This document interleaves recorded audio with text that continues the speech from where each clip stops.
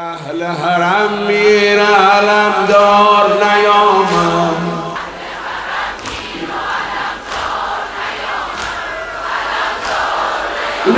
day of Ashura is marked by Muslims as a whole with a voluntary day of fasting which commemorates the day Noah left the ark and the day that Moses was saved from the Egyptians by God.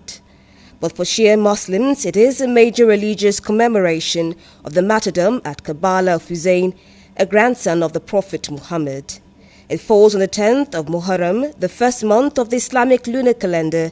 This year, it was marked on the 10th of September 2019. While the Sunnis follow strictly the path of Muhammad and are popularly referred to as Orthodox Muslims, the killing of Hussein, son of Imam Ali, was an event that led to the split of Islam into two main sects, the Sunnis and the Shiites.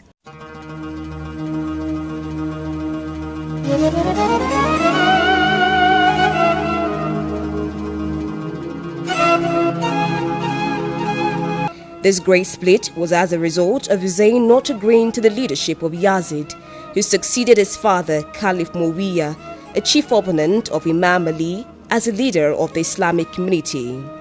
This ensued in fights between the duo, and as a result, Hussein's followers were massacred in the battle at Karbala.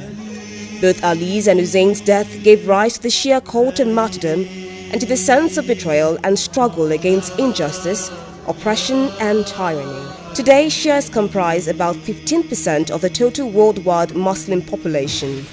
Formed about 4 decades ago, the Islamic movement in Nigeria, largest Shia organization in Nigeria, through the efforts of the leader Sheikh Ibrahim El-Zakzaky, has well-organized branches and administrative structures in most of Nigeria's 36 states to give it the semblance of a government, and operates its own schools and hospitals in some states in northern Nigeria where most Muslims live. And it was in commemorating the Ashura processions, issues arose in Kaduna and Zaria, and what started as a major procession became an issue of controversy for 4 years, with various repercussions between the IMN, the military and the federal government.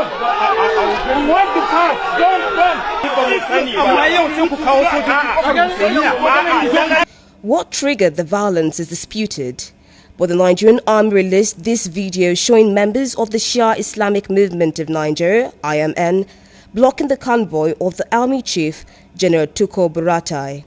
The military then accused the Shia group of trying to carry out an assassination attempt. This was denied by the IMN, which says the army used it as an excuse to carry out an organized massacre of their members. Following the crackdown in 2015, the IMN says the military stormed the group's sprawling mosque complex, which was later razed to the ground along the Sheikh's house, and that more than 700 of its members were missing, either dead or detained. Meanwhile, Nigerian officials accused the group of wanting to foment an Iranian-style revolution and of being a state within a state, accusations IMN denies. The arrest of the sect leader Sheikh Zakzaky and his wife Zinat followed on December 14, 2015, and later handed in the custody of the DSS since December 15, 2015 for alleged incitement and subversion, with reports that 3 of his sons were killed in clashes between the army and pilgrims in a religious procession. In 2016, Justice Gabriel Kolawole of the Federal High Court delivering a joint judgment in the 2 right enforcement suits filed by the 2 applicants awarded 25 million naira each, totaling 50 million naira to the Shiite leader and his wife for the violation of their rights by being held in unlawful custody since December 14, 2015. Despite various court injunctions demanding their release, the federal government failed to grant bail. The special advisor to the president on media and publicity, Femi Adesina, revealed that the reason for this was because it appealed the ruling. In 2019, their demands got stronger. The IMN led the master of all protests, demanding the release of their leader, Sheikh Ibrahim El-Zakzaky, and his wife, whom they claimed had grave medical conditions which needed to be treated. Following these protests, a Channels television reporter, Precious Owolabi, and a senior police officer, Usman Umar, were among those killed in the capital, Abuja. This eventually paved way to 2 court orders, one granting the IMN leader permission to travel, and the second prescribing the Islamic movement of Nigeria. Zakzaki's medical trip to India, cladded with so many clauses, was abruptly cut short as the IMN leader accused the federal government of frustrating his treatment efforts by denying him access to the doctors he made prior arrangements with. On the other hand, the federal government accused El Zakzaki of displaying ulterior motives against laid-down procedures. Upon arrival in Abuja, the DSS promptly took El Zakzaki and Zenith back into custody. On prescribing the group, the federal government said it had been taken over by extremists who did not believe in peaceful protests and instead employed violence to achieve its objectives, but the IMN denies being behind the violence and challenged its ban in court.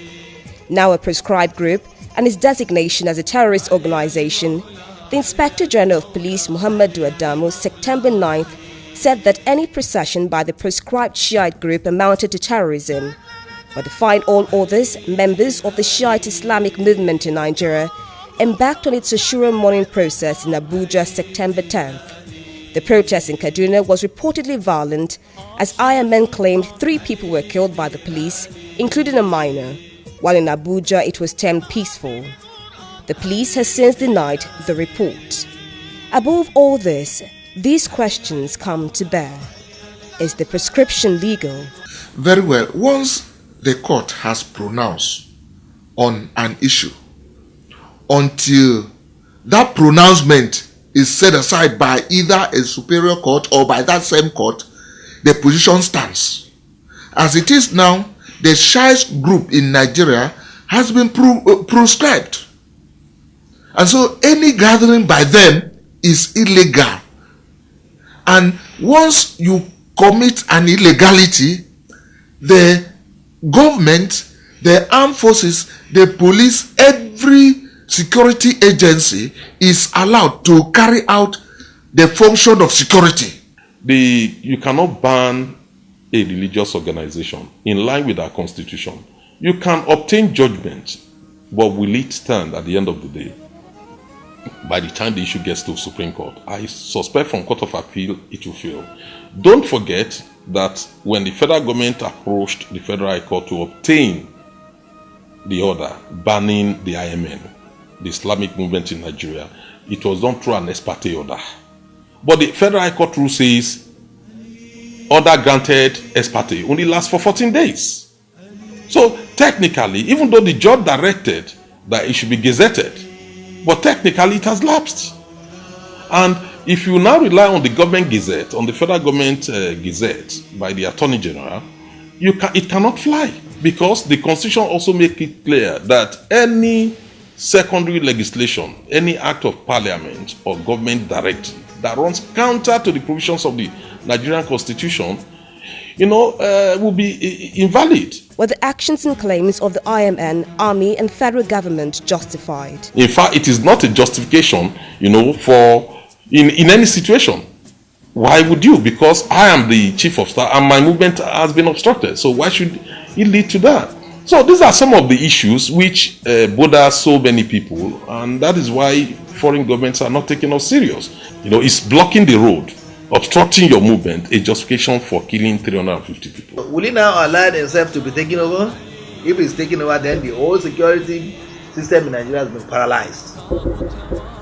So you can see how it started. For every right-thinking person, is that just? If it is just, is it right? So what is not right cannot be just. Should the IMN be blamed for the bloody protests? But not to stop protest. But what we are seeing is that the Nigerian police force, under the guise of trying to ensure public safety, ensure that there is no breakdown of law and order, actually use that to trample on the rights of protesters by forcefully stopping them with tear gas, and which is quite unfortunate. Quite often, is when you see the police intervening with tear gas that violence tends to erupt. Does the group threaten national interests with its affiliations to Iran?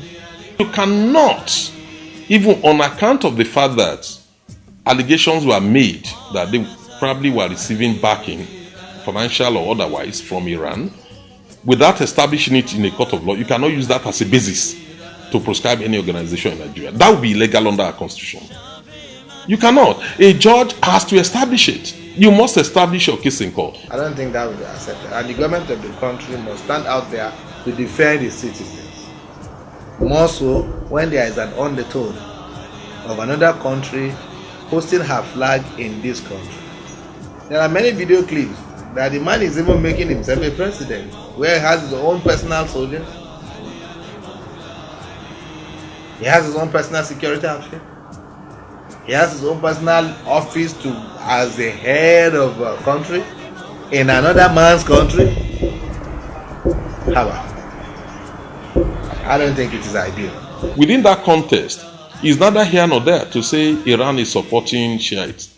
There are so many religious denominations in Nigeria, including Christians, who are receiving funding from abroad. Zakzaky has never publicly advocated violence, but the IMN has a history of clashes with security forces and another Muslim groups. Are we brewing another terrorist group like the Boko Haram, which is a Sunni Islamist militant group? Well, the story goes on. Rita Omodio, Galaxy Television, Lagos.